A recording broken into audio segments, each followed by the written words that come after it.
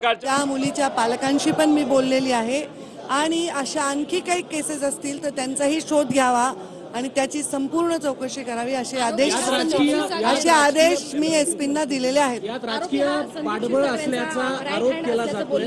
संदीप क्षीरसागरांचा कुठेतरी याला वरदहस्त आहे असं देखील आरोप करण्यात येतो।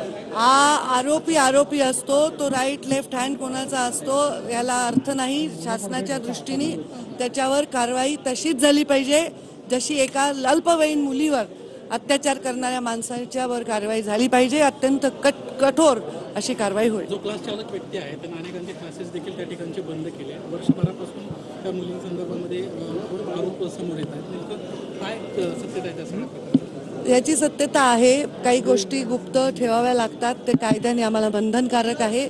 एखाद्या मुलीच्या बाबतीत अशी घटना घडली मी सांगितलं मी पालकांशी बोलले त्यांचं मनोधैर्य वाढवण्याचा प्रयत्न केला। मुलीला पण मी भेटणार आहे पण मी त्याची कुठे मीडियात चर्चा करणार नाही आणि ते मीडिया समोरही करणार नाही कारण ते माझं धर्म आहे की त्याचा पूर्ण आपण गुप्तता पाळली पाहिजे।